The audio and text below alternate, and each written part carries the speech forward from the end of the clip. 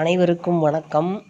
குண்டு உளுத்தம் பருப்பு அரை மணி நேரம் ஊற வச்சுட்டு நல்லா தண்ணி வடிகட்டிட்டு மிக்சியோட ஜாரில் போட்டு தண்ணி ஊற்றாமல் நைஸாக அரைச்சிட்டு அப்புறம் கொஞ்சம் கொஞ்சமாக தண்ணி விட்டு நைஸாக அரைக்கணுங்க. நல்லா பந்து போல் பொதுன்னு அரைச்சிடணும்.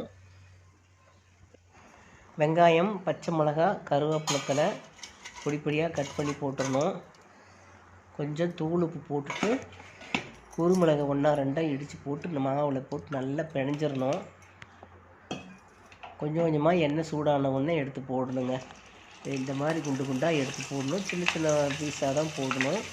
மாவு வெந்துச்சுன்னா கொஞ்சம் பெருசாகிடும்.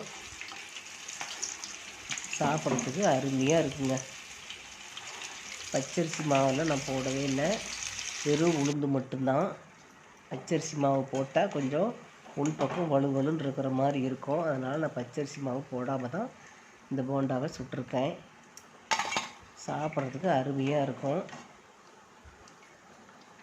நீங்களும் உங்கள் குழந்தைங்கள்லாம் வீட்டில் இருந்தாங்கன்னா மாதம் ஒரு தடவை இந்த மாதிரி செஞ்சு சுட்டு கொடுங்க. எண்ணெயெல்லாம் அதிகமாக செலவாகாது. இந்த போண்டாவுக்கு உடம்புக்கு ரொம்ப நல்லது உளுத்தம்பருப்பு.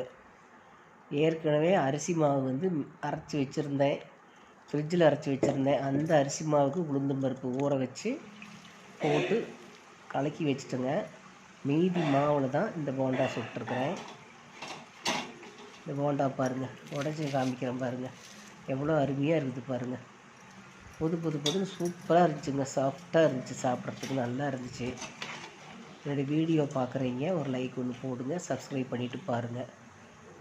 சப்ஸ்கிரைப் பண்ண அத்தனை பேர்த்துக்கு ரொம்ப நன்றிங்க. ஸ்டவ்வை மீடியமாக தான் எரிக்கணுங்க. எண்ணெய் சூடான உடனே ஸ்டவ்வை ஸ்லோ பண்ணிக்கணும். அப்போ தான் ஒரே மாதிரி மாவு வெந்திருக்கும். தேங்க்யூ.